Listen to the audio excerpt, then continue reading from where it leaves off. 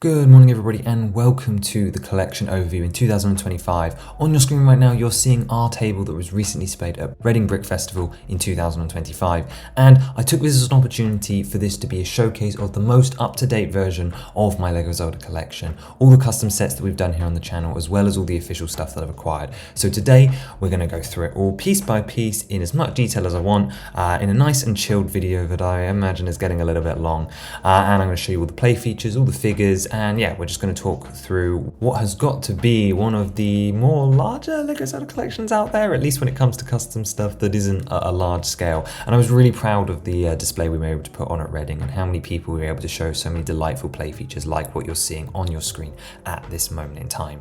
Now, this is also a good opportunity for me to remind you that there are instructions for lots of these models over on Rebrickable, which is where I keep my instructions largely for free, and there'll be a link to that over in the description as well. And every set that you're going to see today has its own dedicated video on it as a custom model, which means where we talk through the play features and the true figures that would have come in it, because all of these are designed with a Lego set playset style design process first.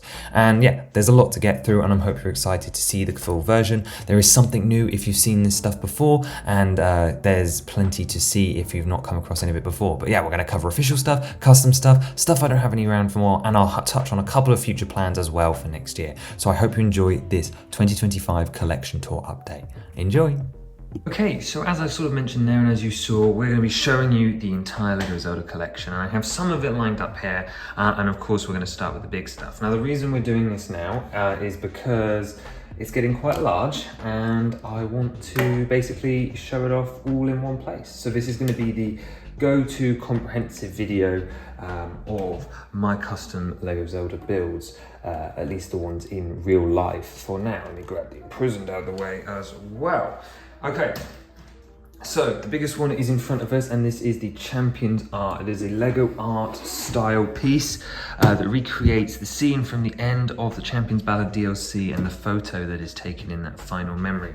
It is built on Lego art plates, specifically 15 of them here. You can see 3 rows of 5, and is using the Lego art style hooks, of course, because this is designed to be a Lego Zelda version of an art piece, but instead of doing a dot setup, we've done it in multiple layers. So the model is actually quite thick. It comes out about 2 bricks from the base. It recreates, of course, that moment, like I mentioned, where the champions take the photo, and you've got Daruka at the back who's bringing his arms in and squishing them all together for a selfie. And although some of them are missing eyes just for creepiness, I think it adds a nice stylized look. Lots of nice part usage as well, like weapons down here for Mipha's stuff. Of course, you've got the boat tiles for the rounded glossy look of Daruk's eyes, and then the life preserver, of course, for Bosa's earring. And it's holding up pretty well. I've had this on my wall as well, and there is one last Easter egg in here. Because if I lift off Zelda's face and pull this out, we have the micro scale light dragon, which I featured back in Z099 and Merry Ultram Christmas as a plush toy. But here, of course, it's a nice little reference to the fact that she is very capable of turning into one should the situation require. It's by far the biggest model in my collection, at over 3,000 pieces, and I absolutely love having it on the wall. Of course, it was inspired by the new generation of Lego art sets, not the dots ones, like the sunflowers and the Mona Lisa, just resulting in this just incredible piece, which I really, really love. And as with everything you're going to see today, there are either instructions on Rebrickable, or in the case of this and a couple of others, they should be coming before the end of 2025. But let's move this one out of the way for now and bring in some of the smaller stuff. Before we go too far, I actually want to introduce you into our cast for today, because over this project, I've actually built up a fair number of custom figures, usually which get displayed around certain models. So we've got like Giga soldiers, and again, all of these are purist or semi-purist in the case of some stickers, but nothing here has been cut or hugely modified. So we've got Guavian Death Gang members alongside using these Ninjago weapons here and these rings to represent the Giga weapons, and these guys you'll see later in the Giga clan attacks. We have the Great Fairy from Wind Waker, who was been using a variety of pieces actually, including ones from Garmadon that have had their print removed. And then Series 26 is what made this possible, with the Orion figure giving us these sparkly arms and this face here. So very, very cursed, but yeah, Wind Waker Great Fairy for Big Octo, who you'll see later. We have two Lizalfos, blue and green rank from Breath of the Wild Tears of the Kingdom, although these are their Breath of the Wild horns with boomerangs and spheres. And these are using the Triceratops CMF and then the new Pteranodon CMF from Series 27 to create sort of that scaly lizard body, and I really liked that was an option and something that wasn't possible before these minifigures started coming out. And these guys are tied to the Lizal base set that we have as well. We've got loads of variations of Link here. Here we have the Purest Custom one, which was designed before the Deku Tree set came out in set 77092. So this one here is using Boba Fett's torso, the arms off, I believe, Frozen or from the Space figures potentially from 2022, and then just an angry face and this hairpiece here. Whereas below him you have the official copy, because I actually have one copy of the Deku Tree set, but a second copy of the sword pedestal from the Breath of the Wild version, meaning I actually have a second Breath of the Wild Link and Zelda, who you're only seeing one version of Zelda here today. But here is my second Link torso, who I've added this Obi-Wan Kenobi face to, because I also have an extra Sheikah Slate and Traveler's Shield, so I would like to get a second copy of the set. But the fun thing about this Obi-Wan face is I really like the front expression, but the back one is for his space explorations, so it doesn't look great. So again, this head was originally on a different Link, specifically the shirtless one here, but when I used the second copy of the face, I chose to make two almost perfect figures, because this is a new outfit that we've not got before. Made using, I believe it was Spider's torso from the Avatar Way of Water line, and then Queenie Goldstein's legs with their print removed in order to create a shirtless Link from the beginning of Breath of the Wild, who here is holding this wonderful Monkey Kid piece here in light yellow, which came in city sets last summer to represent melons, but I'm using it here to represent a shock fruit that is being fused to this arrow with this delightful bow, which is actually a flick-fire missile that you can push on it and it goes launching off into the middle of nowhere. And this is great for Link, because of course he never uses stud shooter guns, so this is a way to add play to those sets. And this one, as I mentioned, is using my second copy of the official head and hair. Back to the stands though, we'll break it off into two. We have Demon King Ganondorf from Tears of the Kingdom here as well. He is using the Ninjago Wolf Clan parts, because I really love how they look with trans red on the fingers to represent the gloom and malice. And I do actually have a second hairstyle for him, where here is just his generic angry one with just a sword that's gloom infused. But if I bring over my little baggie, which is where I keep all my extra Lego Zelda stuff, such as these yellow spiders for Skull Tulas that I picked up from a convention, more shock arrows and some ice arrows as well. You can see in this bag actually I've even got these, which everyone believes was a Zelda reference from the Friends set back in 2023. As I said, this was going to complete a complete Lego Zelda collection. You also see I've got another one of these gloom pieces attached to a minifigure bracket, so that you can make it look like one's shooting out from up and behind Ganondorf, who is using, I believe it's one of the macaque torsos from Monkey Kid, some Kai from Ninjago Movie's legs, and again this skirt is actually from Series 27, the Buccaneer lady, and I've just attached it wrongly to recreate sort of the raggedy robe once he transforms into the Demon King. So really proud of this figure. Pleased to finally have a villain on here, because before that it was just Girahim. Speaking of though, and we bring this last level of stand up. Here we have Sonia, who is currently using the Rivendell dress technique, because she gets to sit down in the set of hers, which you'll see later. Let's move it out of the way. But I have also included a dress piece so that she can be normal. But yeah, she's using a normal tattoo piece, and I really love this hair for her. Again, she was just necessary to make the model for her I have stand out. We also have Tingle here, and again he's in yellow skin tone, but to be honest I don't care, because this face, which is from City, was just too perfect for him not to use. So Tingle usually ends up in our gloom hands, but he always makes it to conventions. We have my original Purest Zelda, which uses her royal outfit from the flashbacks of Breath of the Wild, but again, as I mentioned, I had a second copy of Zelda, so I'm using her head and hair from the official set to make it look like she is doing some worship, and she's got a stickered heart container. And both of these are just stickered versions of the designs that I actually did way back in Wave 2 for the Sanctum Castle. Speaking of, she will have a home before too long, because I'm working on bringing that Sanctum into real life later this year, although this print is definitely getting a bit damaged. We also have Cedro on the front. Now I bet most of you will not remember him. He is a NPC from Age of Calamity who runs the blacksmith shop. He was included in Wave 3 of the custom set showcase. specifically in Yiga clan attacks as sort of the civilian that you are saving when you fight the Yiga in the village. So when I turned the village into real life, I found a purist version of him. I'd like to change the skin color out to be more accurate to the game tone eventually, but really there are only very few faces that really match who he is as a person. So for now, he is just our generic blacksmith who references Cedro from Age of Calamity. And of course, he goes in the Age of Calamity inspired set, which really is, and again, you're going to see that later today. We also have Tears of the Kingdom Archaic Link. I've done a whole video on the tutorial for this guy. He's using the Narsil sword to represent Broken Master Sword, Spider-Man eye for his arm here, and then just the long old Luke hair, which I realise should not be dark tan, as well as capes. All of these are official Lego cape materials. I've just made some snips and folded them over arms and so on to recreate the layer of the fabric. And I've even got a little reference to, of course, the decay that comes onto his shoulder, again using Spider's torso from Avatar Way of Water sets. Up the top row, because again, this isn't just custom, we've got the 4 official figures from the set, including Navi. And actually, if I go and grab my Koroks in just a minute, you will see that I have expanded my army there too. We also have a Purist Wind Waker link for my King of Red Lions, who's holding a bomb and a Wind Waker. We have my Skyward Sword link, who is just about as perfect as I will ever get him, except for not having green molded arms.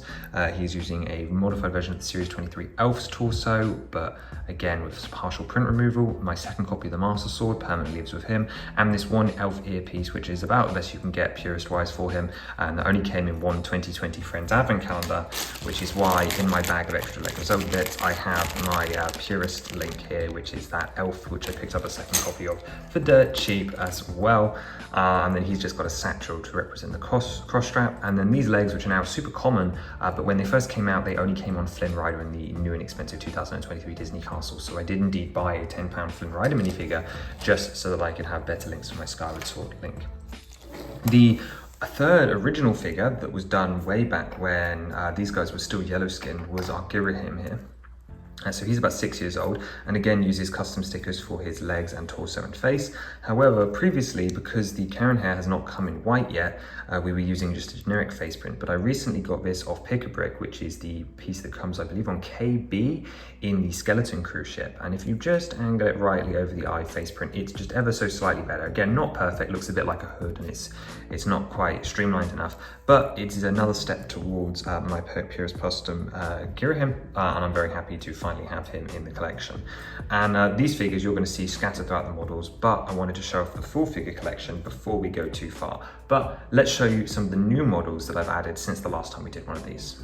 So the first new model that we added for today that I wanted to show you is the Imprisoned, which was from a Wave 4 set. This is the entire model right here, including its 3 side builds and a highly posable large-scale creature. Now I realize Skyward Sword isn't the most interesting of games for all of you, but one thing I think you'll really like about this model is how he plays. So let's just get the main feature out of the way. Yes, I'm aware there's still some gaps down here. I'm still prototyping, but if I flick the sword, or in fact, even if we get Link up here to smash the ceiling spike, his jaw reels in pain. Now, this has a dual feature because you can also angle his head up to the sky and make it look like he's about to eat someone. Obviously, in game, he sucks Zelda in, and then you can smack this to make it look like he's chewing as well, which I think is a great additional feature. Let's get Link out with not losing his teeth. And beyond that, he does just look pretty much exactly like his game counterpart. If I hold him up, you can see the toes down here, which are designed to be easily sort of smashable. The back one's probably not the best example. Let's try this one. Yeah, like they all come apart into bits as if you are attacking him.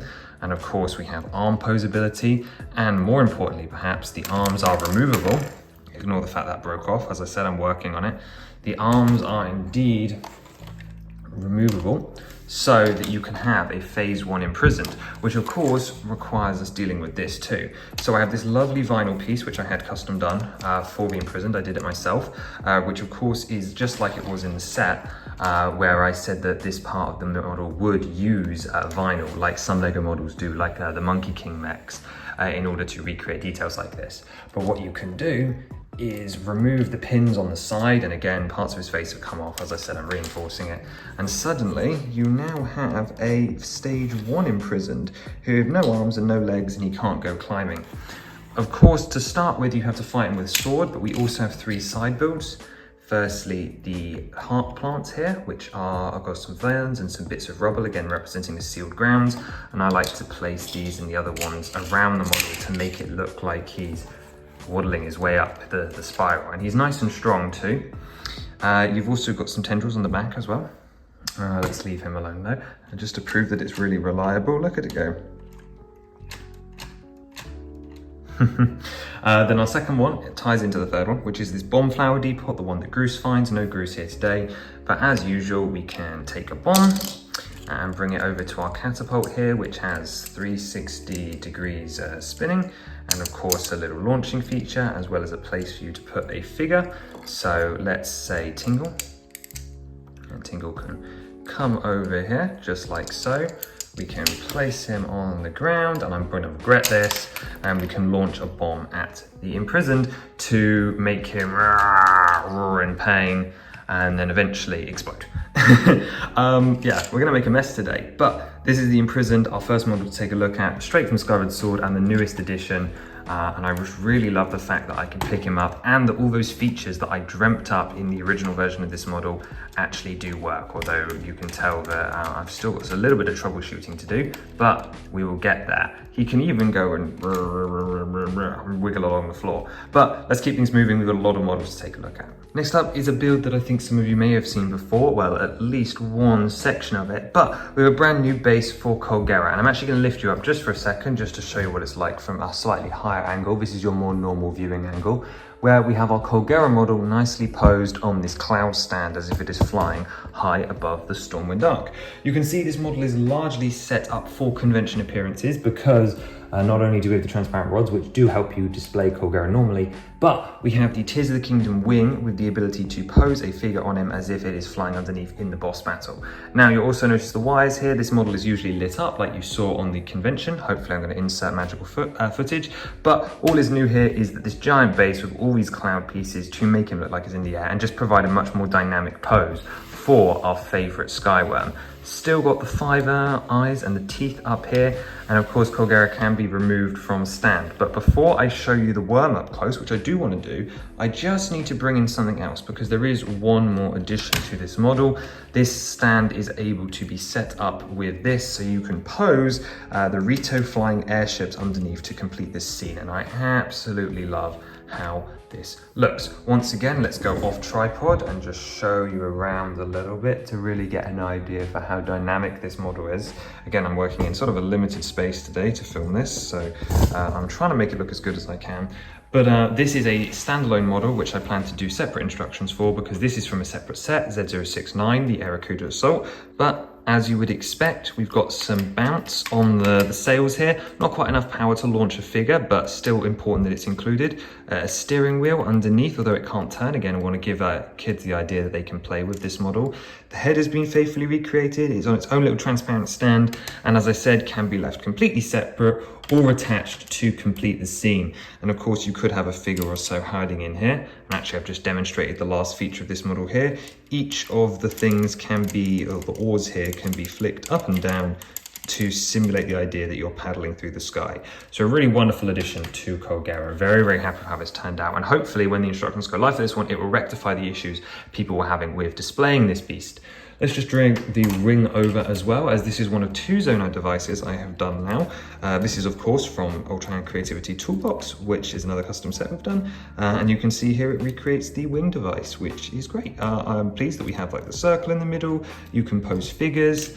I tend to rip their legs off, put them backwards and fold the legs down to sort of make it look like he's crouching. I know you could take a leg off properly to do that, but I don't want to do it. But regardless, here is the wing looking absolutely fantastic.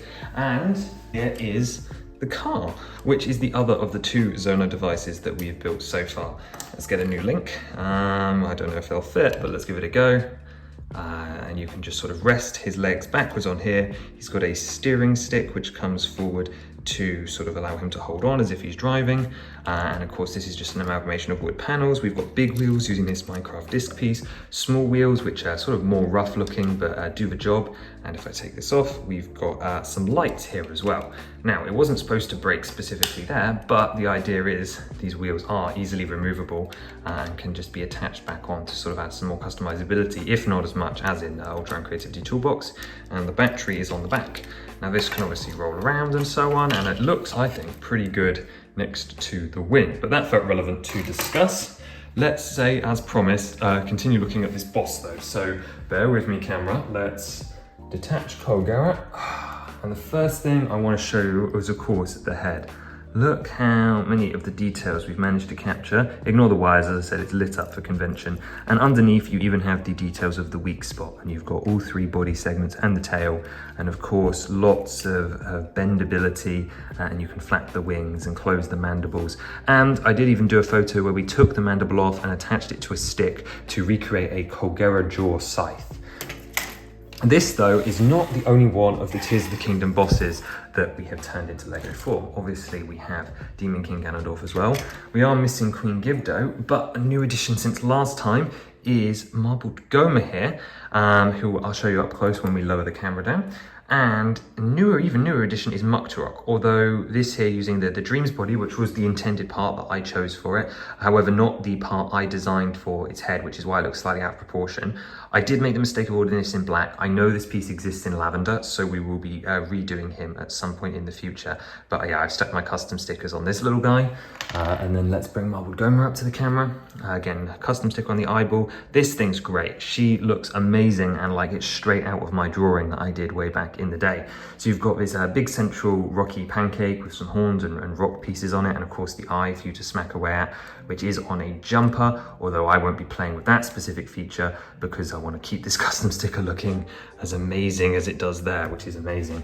And then of course these four legs, which are all identical but highly posable. I like to push that down so that Marbled Goma can sit here. You can say knock out one of the legs using the Yonobo ball, which could cause it to like shatter and then drop to the floor, and it almost looks like Marbled Goma's in that weak spot. But all of these legs are designed to be easily knocked off so that you can, say, pretend to launch boulders or put Marbled Goma in a spot so that our Link can come over and go yeah, yeah, yeah, yeah. So that, between Marbled Goma, Muktarok, and of course Colgarrett, we're missing Queen Gibdo, who again I'm working on, but just not yet, is a large proportion of the Tears of the Kingdom boss lineup, which wasn't intended. Like originally it was just Colgarrett I wanted to do, but I just really like how they came out. So I'm particularly pleased with sort of the end result, which is why we kept going. Speaking of Tears of the Kingdom enemies, though, there's another one that you've seen before, but is of course very iconic. We have the Gloom Hands. Again, still working on a Guardian. I've done a design, just need to actually make it good. But yeah, we've got these 4 Gloom Hands on a big base, as of course is intended. They can grab a figure using these big sausage hands, although again, this is hard to do on camera. But yeah, if I just grab the sausages around him, you can be chucked all over, and then you escape into the claws, and then you're grabbed and so on.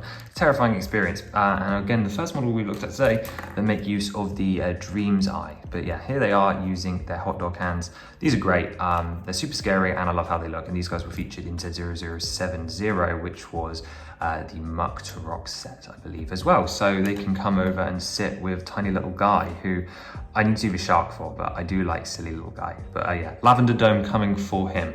One last thing that I nearly forgot about while filming this section is this. This is the Tail Sphere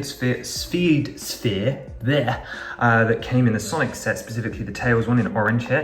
And this was actually the piece we designed in Wave 8 for Yonobo, because you can put a figure inside. Tingle's not going to fit great because of his medal.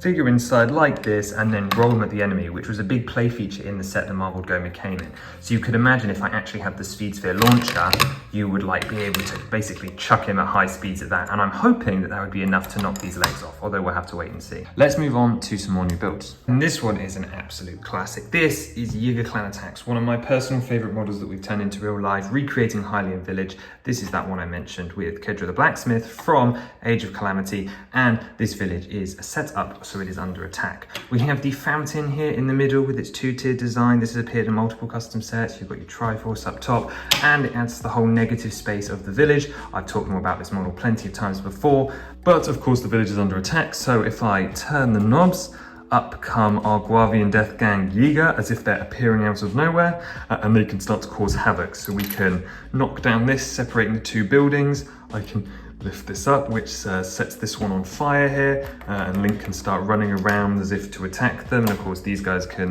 disappear and reappear at will, and they can even cause some mess over here. If I bring these barrels over and lock this down, you can see it spills over, and the bananas and the fish and the rock salt, it all goes everywhere and makes a big mess in the village. Or you could just see it as Link like collecting these ingredients as well.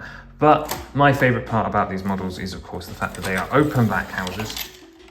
Bringing this one around here, this blue one, we have a armory at the top where you can see the Eagle Overseer in the roof, but we've got a green rupee, a blue rupee, and a red rupee for the different prices of different armor sets. They don't represent anything specific because armor sets are quite limited in Lego. And then down on the ground floor we have a general store, which I guess represents mostly the stuff in Hateno that you find in Breath of the Wild and Tears of the Kingdom. You've got some items that you can buy, so we've got bird eggs, and we've got Tabant the wheat, we've got a Hylian shroom, in here, and then actually, I've got to get it out. We have a crate which is full of fresh milk, which in turn has a reference and a sticker to Lon Lon milk, and we'll be visiting the ranch later on because that is another one of the sets that we have. Now my actual favorite detail in this set is a very, very niche reference, but also a sticker on this 2x3 tile with a Lego-ized version of the fish pie recipe, which actually has a Lego fish and the salad bits. But you'll notice that the 4 ingredients included here is the Tabant, the wheat, the butter, the fish, and the rock salt. And well, around this village, you will certainly find all of those ingredients to make the recipe. So we have our fish and our rock salt, bananas for the Yiga, of course. I just showed you the milk and eggs and wheat in there. And yeah, you can build, well, you have all the ingredients necessary to get yourself some fish pie. Inside this building here, again, a simple rectangle facade using the half timber design. And then on the inside is the blacksmith. This is Kedro's domain. We can send him to sleep on his bed upstairs. He has a little diary over in the corner with a little flower in a pot. And then down on the ground floor, we have loads and loads of different weapons. Firstly, of course, we've got like this blacksmith forge here where I can actually hammer away as if I was working on a weapon. We've got a frost blade and flame blade, and then the 4 different weapon classes of Breath of the Wild and Tears of the Kingdom with the bow, the spear, the sword, and the axe to represent all of the weapons that you will be using across those games. Absolutely lovely set. Again, if you want to know more, there's plenty of videos that go into depth about it on the channel, but we've got to keep moving because you saw at the beginning there were like 3 tables worth of models to take a look at, and I want to bring in another old classic before we move on, which is the Wind Waker, a Wave 1 set, specifically here, of course, the big Octo for the Great Sea. 12 or so eyes on it, 3 are here, 3 on here. Again, once again, this is lit up, so ignore the wires.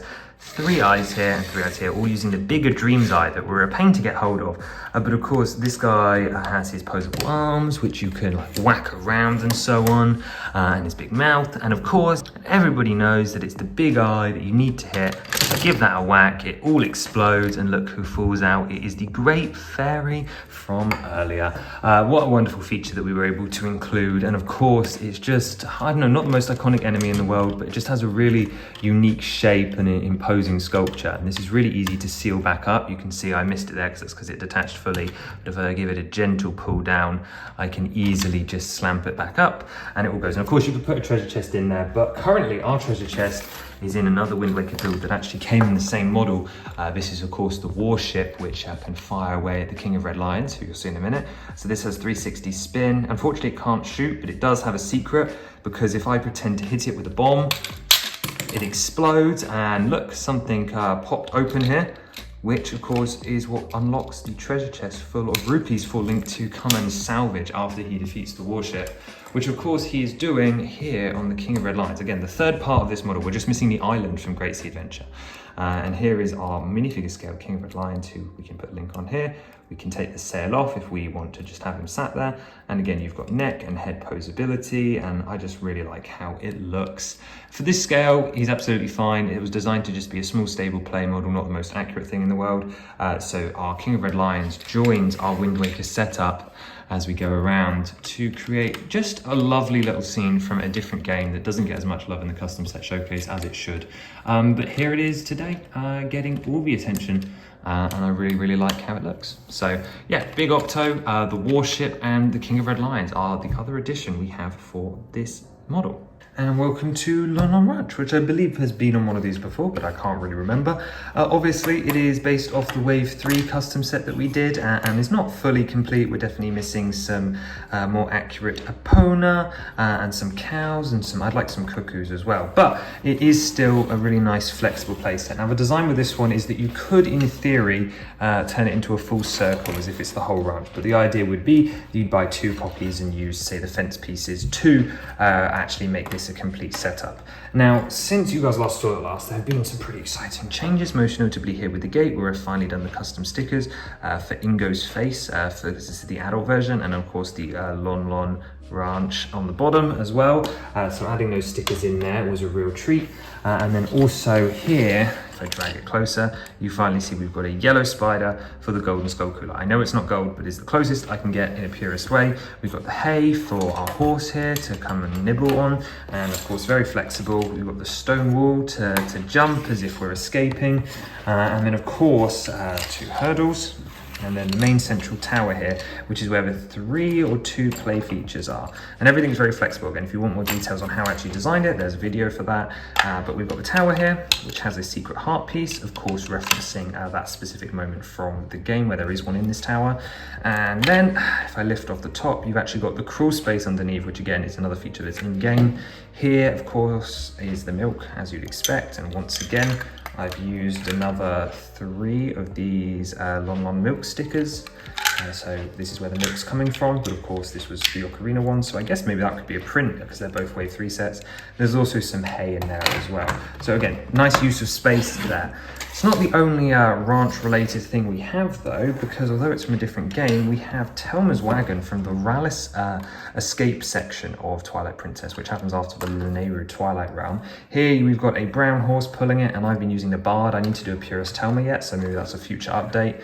And then of course, as this wagon is being chased by a Bulbo, who is recreated here in Lego, we can turn the head side to side. There's room for 2 people to seat on top, and again I usually use Purist figures for that. And then we've got a little bit of leg motion. The front ones actually have way more swinging power and toes, and this can sort of chase after the wagon, and if you remember from in game, it's being shot at by fire arrows, so the wagon can actually sort of burst on fire, and you can sort of simulate the idea that you're putting it out if Link is, say, chasing after it on horse. Again, wrong horse, no opponent. I'm going to break it, but because I need to make some modifications, but if you open it up, you can see there is a bed on the inside and a chair for Ilya and Rallis to sit.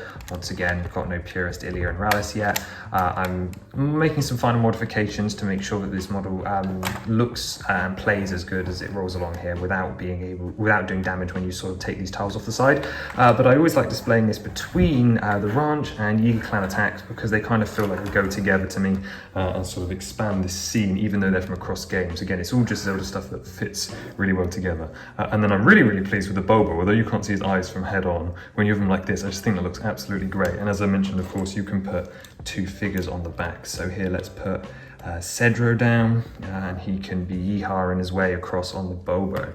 But yeah, another 2 custom sets, one from Wave 2, Wave 3, let's keep moving. Next up, I'm bringing Mister back in. We're going to do the Villain Brigade. We've already talked at length about that Ganon, but what about this Ganon? This is NES Ganon, specifically referencing his pixelated form the first game, heavily inspired by the Mario Bowser build in his layout, and of course he's got his dangly chain necklace. This is of course based off a sprite, so there's not much to go off of. He's got a little bit of a head motion, and as you've been seeing me, I've been swinging his arms around. And I was really pleased with him when I first did him. Obviously, he's from the Digi line of sets, which we have a surprise coming for at some point in the future.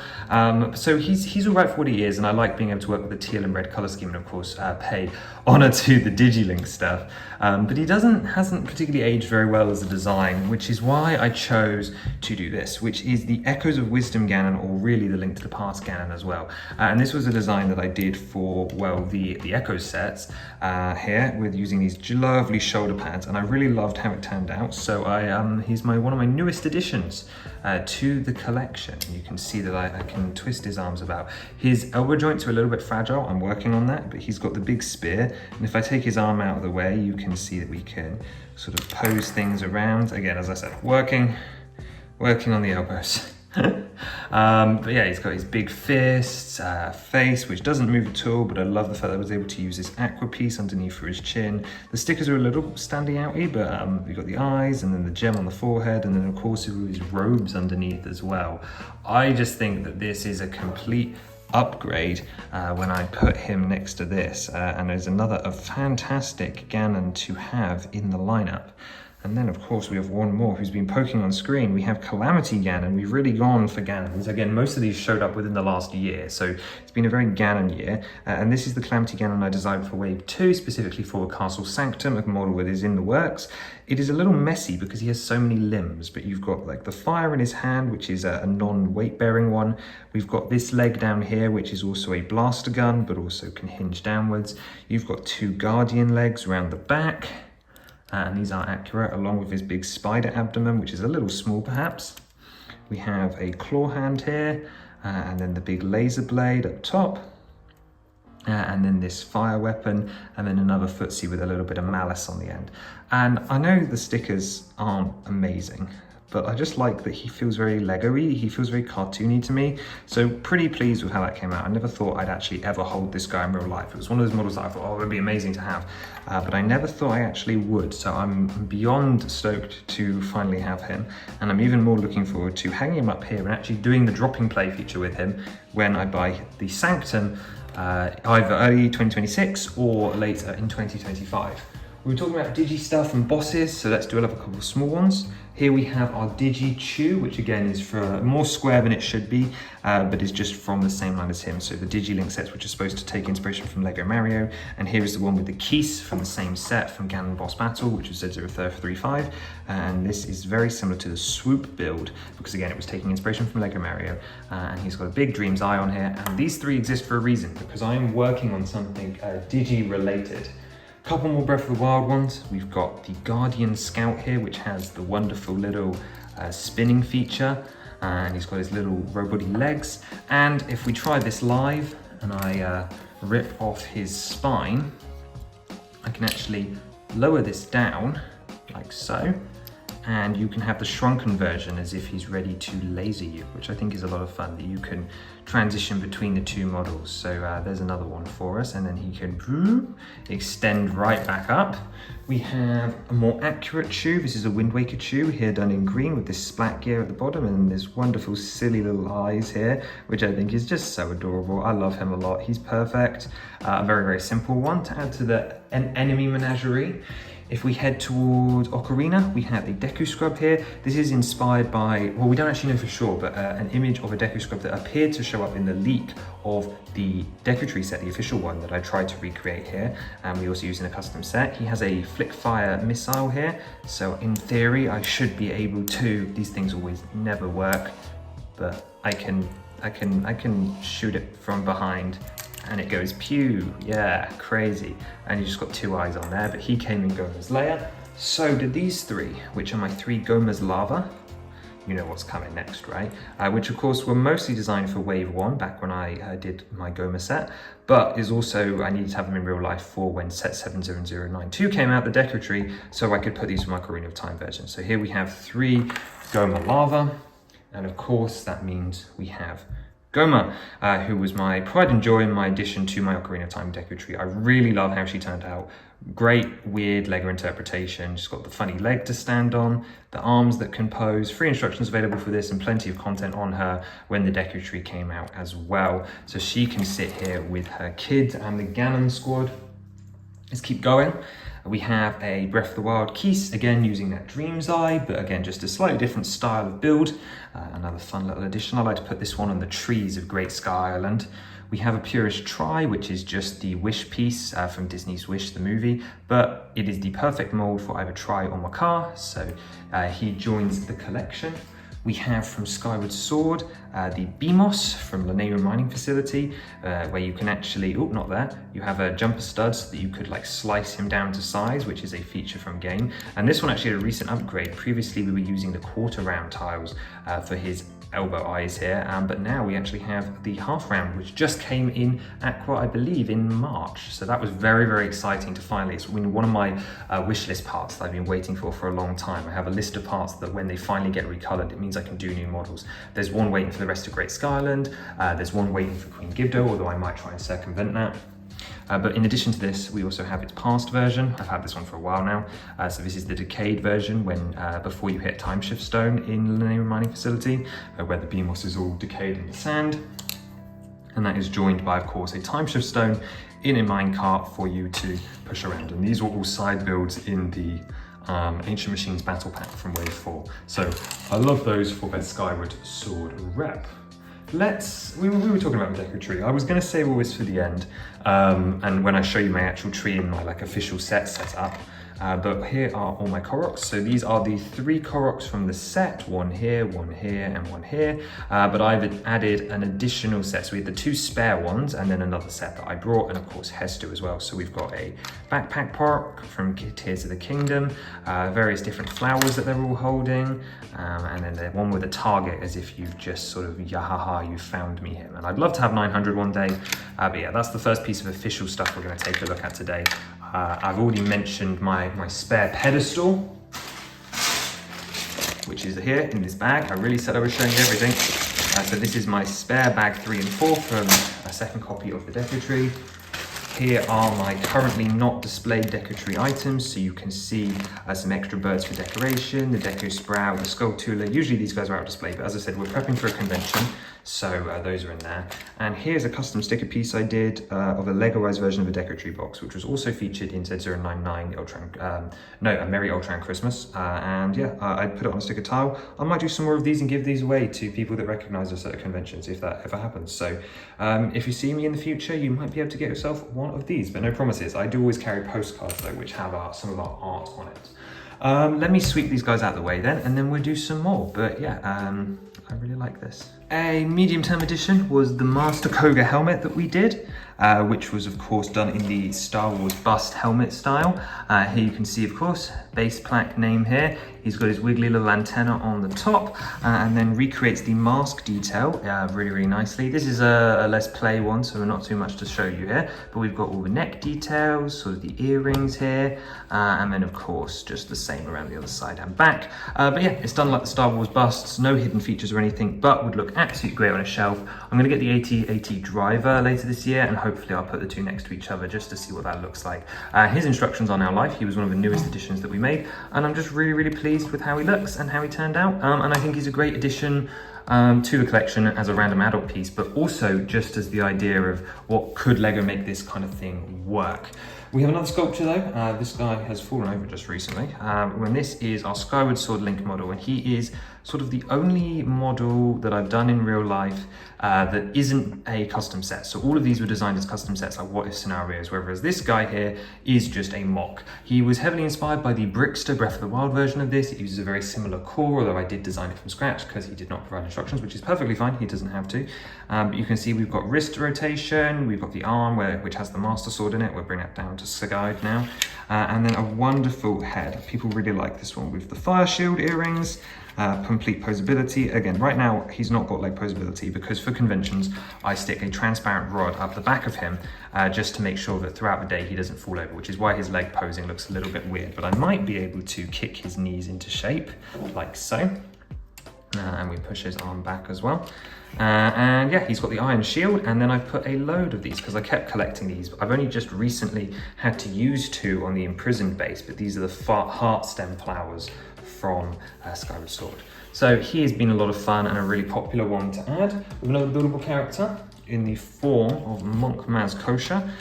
Again, from the Breath of the Wild DLC. He is a giant minifigure styled build, meaning that he has the proportions of a minifigure but scaled up. He's got his claw hands that can rotate. You've got the arms here that can go side to side. He can sit down, but once again, I've sort of locked him in place so that he isn't as rebellious at conventions. So again, he can sit like a normal minifigure, or he can, again, this is gonna break him.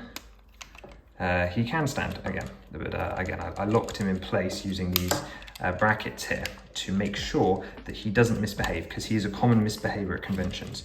His head can rotate full 360, but I've lowered the hair down to stop him. You've got the crinkly like ab or ribcage definition here using the ingots. Big sticker on this tile that, yeah, looks like it's needing a replacement now.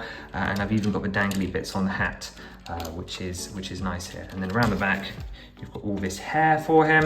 And no stud work at all. So again, this guy could probably do with a little bit of an update these days, because he was like one of the last models I did in 2020. So he's great, but he needs maybe a little bit of extra juicing up. Compared to the Hinox, which is one design that really lots of people want me to turn into real life, we have the Staurox here, which is the chibified version, which appeared in Z060, the lockout. He is not to scale with a minifigure because he should be much bigger, and in fact my flesh Hinoxes are in a different scale entirely, but this guy was supposed to seem not too out of place next to the castle. So he has a rotatable head, we've got hinge arms that go up and down and claws that come in. The rib cage is done using trans black pieces, and then we've got some posability on the legs, although not much, again needs to be worked on there. And I'm actually using the Beholder Eye here. I had been using the Dreams Eye, the 2x2 one, but when the D&D set came out, I thought it could be interesting. It's a very expensive part, so for now he has it. When I do a flesh Hinox, that will go to that, and then he will get the normal Dreams Eye. It looks good either way, but I quite like this more expensive eye. And there's some more side rib cages, so this is very much a cheapified monster, which I do love doing. I think it's very silly to do, so I think it's a lot of fun. And then if I just bring it in on this transparent stand here we have the Loftwing. Let's take him off. This is the upgraded version that we just showcased on the channel around February time, which has the wings, which were inspired by the new Medieval Dragon set, and you have complete rotation. And as we talked about in that video, I wanted to get it into real life as soon as possible to upgrade the old Loftwing, which was sorely lacking. The new instructions for this are now live. He has Skyward Sword link on his back, and you can move this plate into 2 different positions depending on how you want to pose it. So I can move it forward or I can move it backwards. You could even have, say, Link standing up as if he's about to grab the bird idol. The neck has 2 points of articulation. We have the tail, and of course the legs can splay out as well. But what I really love is how the wings look from a couple of different poses, most notably this one.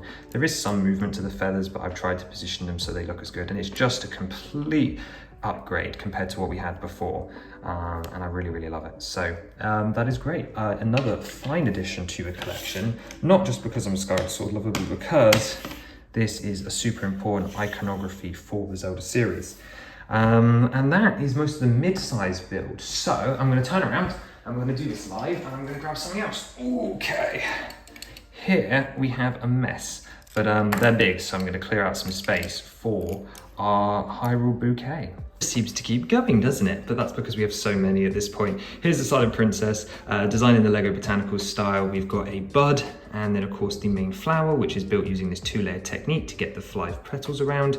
3 leaves down at the bottom, and of course is the most iconic flower. It absolutely had to be here. Let me bring in another. I'm going to try and hold them. I don't have my vases out today, but here is the Electric Safina, built up with all these bubbly different flower elements to recreate that sort of conical look. Again, another less iconic, but still I'd say cool looking Breath of the Wild flower. We're going to build this bouquet again live. Hyrule Herb, again with all the various different sizes. Again, some slight posability. All of these guys have free instructions. Let's add this in. And then the Blue Nightshade, which has appeared in a custom set that you guys haven't seen yet, but I really like how this design turned out. So what do you reckon? I'm thinking maybe up there, up high in the middle. There we go. A rough bouquet. I think these though are best suited to being added into the official Lego botanical sets. Maybe not all of them, maybe just one of them. Hopefully I have some pictures of them with the field flowers and also with the newer wildflower bouquet from 2023, I want to say. But yeah, I'm really loving how these turn out, and I one day hope to do more, including a stick of butter. But yeah, really love the botanicals. I'm so glad to have them on display. I always love having them in the pots. And if we think about silent princesses, our next one is this. This is the Master Sword pedestal. Now this was obviously designed back in 2020, way before we knew that we were getting official Lego Zelda, once again lit up with blue light, so ignore that. And now that we have a much better one in the official set, and I have two, including those parts I showed you earlier, which I can use to make a pedestal expansion, I like to think of this one as more of the classic version, so the one you would see in Link to the Past, or more of like the original Legend of Zelda pedestal, rather than just a poor imitation of the Breath of the Wild pedestal, which is what it was supposed to be, but it's obviously very bad at that. Now that we know what the original, the official one looks like. But then again, they're paid to do this job, I'm not. Here we have a Triforce down the middle, lots of silent princesses around. Again, not using the official design because this was back in 2020, and then the stone steps going up to it. So I like to think this is the Link to the Past one, but it's another very cute design.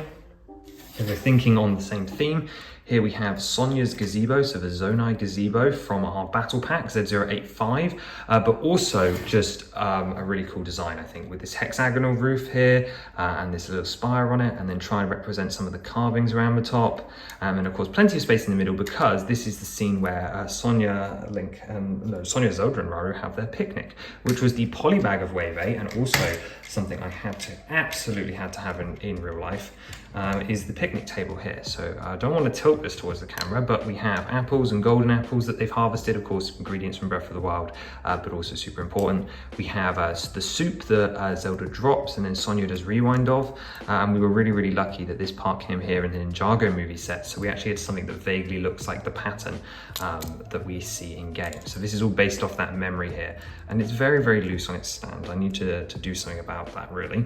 But if we scoot that to the back, it also came with two of these chairs, one of which we have here, and one of which has Sonia in it. She's sat down on it. But as I told you earlier, we can take off her dress piece, grab a normal dress piece, and then we have a normal Sonia minifigure. But let's try something. If I angle you down, let's take off the roof here. It never works how I want it to. And we attach our table into the middle, like so. We can have Sonia here, although her arm's gonna get in the way. Put the roof back on, and then we have a complete gazebo scene, which you can have tea. And I could have put the chairs in, but I'm not gonna waste your time.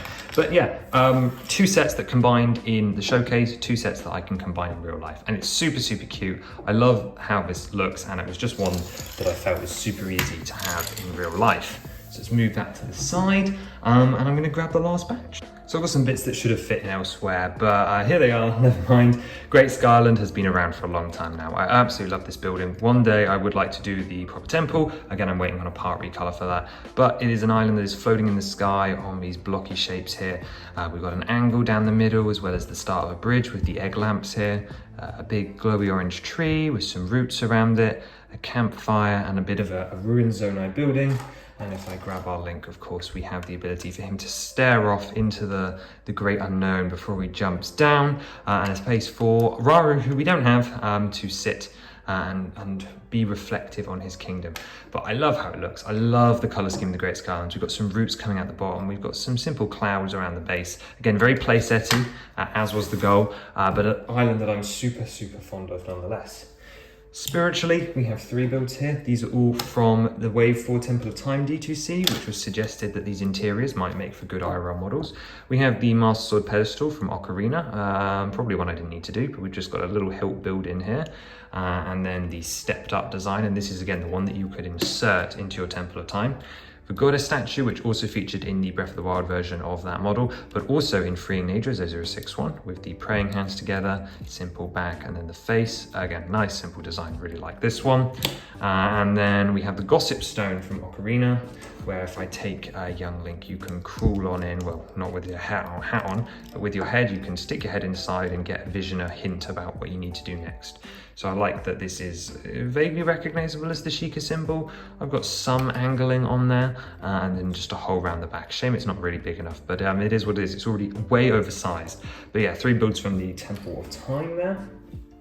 Definitely somewhere less spiritual with the milk bar here, which is from the Majora's Mask version specifically. I realize it's not actually supposed to be pink, but this is how it looks in the lighting of the 3D remake. So this is kind of the vibe I went for to make it really stand out and pop, which I really love a lot. I've got the cow print along the top. I want to use the official print from the new Dalmatian set that's coming out, the Cruella de Vil dress. I've got to get my hands on that.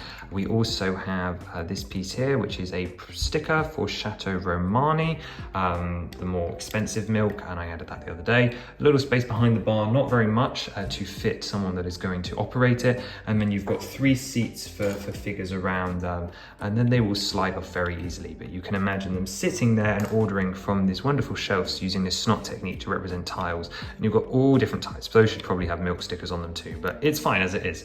Really small build. I love my Visionettes, and that works just wonderfully. Strange one then. Here we have a weapons rack. I display this with the Champions art. I had the Light Dragon at the beginning of this video inside Zelda's head, and originally I wanted to have the Boulder Breaker inside Daruk, the Bosa weapons inside of Bosa, Rivali's bow, and Mipha's trident inside their respective owners, but that didn't work out, unfortunately. The build's not thick enough, so instead here I have my weapons rack, which features just a lot more of the designs that I can't show on minifigures yet, and that I don't want to waste. Like, obviously, if Wind Waker Link has the Wind Waker, and the bow is featured here along with the shot fruit, I needed a home for all this other stuff, so that's what we've got here. Just got a normal bow on the end, and then we've got the Skyward Sword whip here, and all of these are micro creations, which I really love. And then here is the build from Z099, the Merry Ultron Christmas, which is the Deku tree here. This is a representation of set 77092, and I absolutely adore it in minifigure scale. So that sits here inside this display, and it usually sits underneath the Champions art, which doesn't make much sense for like this, but it makes a lot of sense for the weapons. So a cute little side build that we did that I really, really enjoy. And then that brings us to 2 final builds. I haven't saved these for last for any particular reason, but this one is cool in particular. So some of you may remember this as the Lizalfos Battle Pack. In the showcase, it comes with one of each type of Lizalfos, so the 3 elemental variants and 1 green. Here we can put our brick built green and our brick built blue on here, for example. And this is made up of modular sections. So we've got these straights here, and inside this treasure chest, oh, it opens the other way. We've got, oh, nothing at the moment, but that's fine. We've got fish on sticks. We've got this corner connection model as well, which again goes around corners. Another straight, and then we have this like hut section here, which is built out of 2 hinged plates that actually can't unhinge thanks to the giant like bone of the fish here. We've got a seashell hanging above, and then a barrel on the inside for you to store weapons. And you may be thinking, well, this is a really odd little component to have. And this is because this was a battle pack designed to get you lots of Lizalfos. So naturally, that's of course what we did. So here's our 2 Lizalfos so far. Let me bring in a 3rd green Lizalfos, a 3rd, 4th green Lizalfos, and a couple more sections. So let's start extending this fortification then, shall we? Okay, so you have to use joining spots in between each straight, but we can go off like that. We could perhaps make this a T intersection. So why don't I bring this down like that?